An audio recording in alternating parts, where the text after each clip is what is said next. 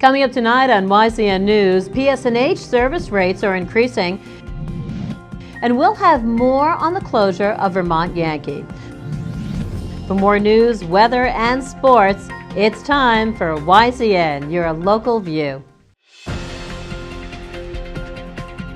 Now, your daily digest of the Dartmouth Lake Sunapee region, southern Vermont, and Windsor County. News, sports, weather, and all that is happening in our area. The news on YCN, your local view. Good evening and welcome to this Tuesday edition of YCN News. I'm Laura James. Well, customers who rely on public service of New Hampshire for light and heat will see higher electric bills beginning January 1st. The amount will be about 6% higher each month. Now, it may seem coincidental that a day after a nuclear power plant Vermont Yankee went offline, the rates at this large New Hampshire utility went up. Manager for Media Relations Martin Murray says Vermont Yankee's closing has already impacted bills. The cost of electrical energy has gone up recently for many New England utilities. Well, the absence of Vermont Yankee going forward has already been figured into future pricing, and that future pricing is higher. Murray explains why customers are correct to be concerned about rising energy prices, and some of the solutions may not be what people want to hear. Our customers and other customers are seeing quite a bit of volatility in the electricity market in terms of costs, and quite a bit of that has to do with our growing dependence in the region on natural gas. When you see plants like Vermont Yankee or other plants that are not gas that are closing, that presents a bit of a challenge, because when gas is being used for heating on very cold days in the winter, other sources of electricity have to power up. We have to look to other sources like nuclear, oil, coal, or renewables. And if they're not in plentiful supply, then we have an issue, and it's basically an issue of supply and demand.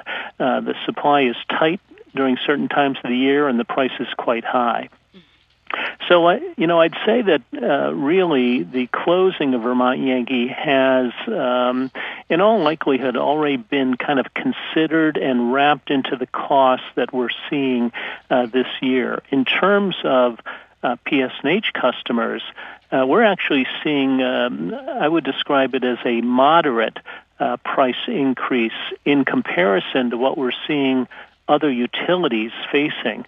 Our energy charge on January 1 is 10.56 per kilowatt hour, and in many cases we're seeing other utilities here in New Hampshire as well as other states in New England looking at energy charge rates of in excess of 15 cents per kilowatt hour, about a third higher than ours. And that's really a reflection of the marketplace and the fact that we're not as exposed, PSNH that is not as exposed as others to this volatile market because we do own quite a bit of our own generation, and we benefit from that.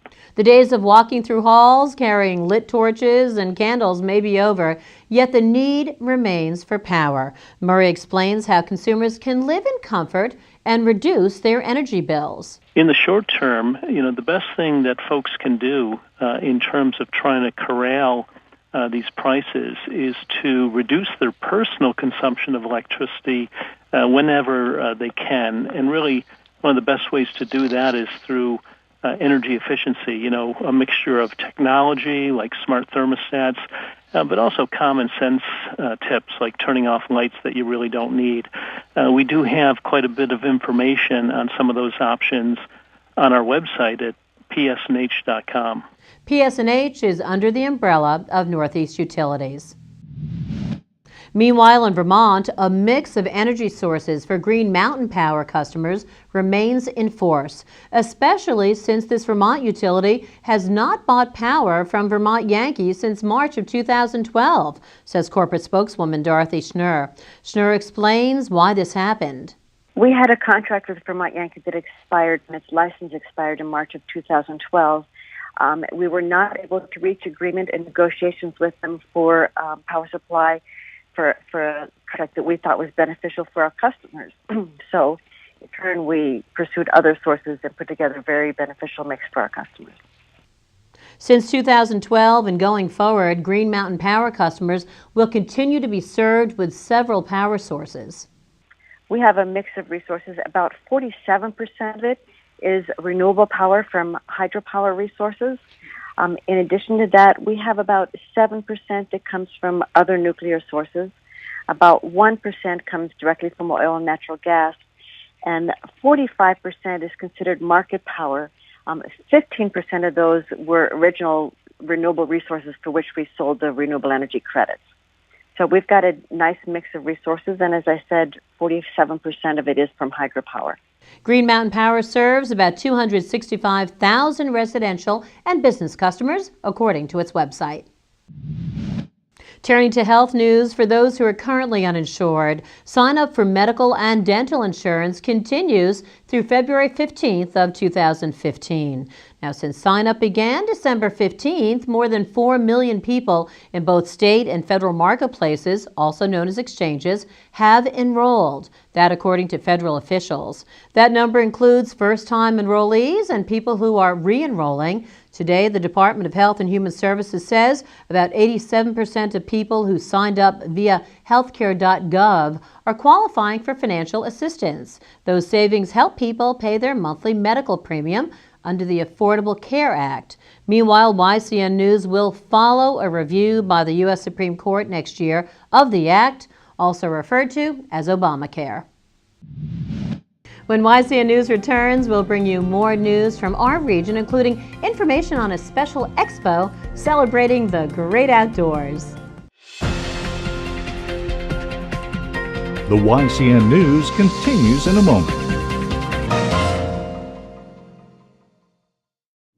Welcome back to YCN News. I'm Laura James. Organizations from New Hampshire and Vermont are collaborating to celebrate the outdoors. The New Hampshire Fish and Game Department has announced they will take part in the Yankee Classic Expo coming up in the new year in Essex Junction, Vermont. The Outdoor Expo will feature more than 175 exhibitors, including outfitters, hunting and fishing supplies, boats, RVs, ATVs, snowmobiles, and more. Now, you want to mark your calendar for January 16th through 18th for the expo being held at the Champlain Valley Expo in Essex Junction, Vermont. New Hampshire Fish and Game officials will also have the opportunity for you to buy a fishing license and pick up maps and New Hampshire Fishing Digest for 2015. New Hampshire Fish and Game will also be on hand to talk about world-class ice fishing opportunities on lakes and ponds in the Granite State. The expo, by the way, also benefits a great cause. A portion of the show proceeds will benefit Camp Tecumseh. The camp provides a challenging and safe environment for children with cancer. Last year, the expo helped raise $18,600. For full information, you can visit yankeeclassic.net online. As cleanup continues from the garage fire at 28 Pine Avenue in Claremont, City Fire Chief Rick Bergeron tells YCN News today damage estimates remain unknown for several reasons. No one was injured in the Christmas Day fire on the dead-end street. Motorcycles, tools, the garage itself, and 2 pickup trucks parked outside the garage were all lost to the fire. Bergeron says the value of those items, plus the amount of insurance coverage already in place, make an exact dollar amount hard to determine right now. While it's known that a wood stove's presence in the garage contributed to the 7:30 p.m. fire. And in another update, a fire from Claremont this summer remains under investigation. Bergeron tells YCN News that's normal. What caused the summer fire at Joey's restaurant on Main Street has not yet been made public. It takes at least 5 months for the cause of a fire to be determined. Inspectors with the State Fire Marshal's Office have a backlog of cases, and fire investigations require extensive study. Turning to Southern Vermont news, another school will be able to use a building at the former Vermont Center for the Deaf and Hard of Hearing. The Brattleboro Reformer reports that students and staff of the Inspire School for Autism will find the larger space they need. Inspire is now 7 years old and has held classes on the Omega Optical Delta campus near Guilford, Vermont. The change of address will give students the dignity they deserve and classroom space that teachers crave. Inspire's Director of Administration and Admissions, Brenda Seitz, says the Brattleboro site is a dream come true. This affords a lot of possibilities that they simply did not have and couldn't be considered at the old home. Seitz tells the Reformer, Inspire is a short name for Integrated School Program for Independence, Relationships, and Entrepreneurship. To date, 13 students from New England attend Inspire. They range in age from 7 to 22. When YCN News returns, we'll join River Valley Chronicles' Elizabeth DeRazio, who spoke with Janice Starkey. The YCN News continues in a moment. Welcome back to YCN News. I'm Laura James. Let's check in now for a peek of the holiday travel forecast and sports, too. Thanks, Laura. Tonight we'll have increasing clouds with a low around 11 degrees. Wednesday will be mostly cloudy with a high near 23. Wednesday night will also be mostly cloudy with a low around 15 degrees. We should have a partly sunny New Year's Day with a high near 26. Thursday night may bring an overcast with a low around 19. On our YCN community calendar, we have a few events. Tomorrow, there will be a blood drive in Lebanon from noon to 5 at Alice Peck Day Memorial Hospital. In Norwich, there will be a New Year's Eve contra dance lasting through the change of the new year. The event starts at 8 p.m. and ends at 1 a.m. It takes place at 300 Main Street. Remember, you can submit local events from your community by sending them to news@ycnnow.com. On YCN Sports, we have an upcoming holiday game to be ready for. Tonight, the Fall Mountain girls basketball team will host Conant High School. The game begins around 5 p.m. Come check out this anticipated game if you can. Thanks so much, Matt. When we return, we'll join John O'Connor and Lisa Connell for a look back on this year in review. The YCN News continues in a moment.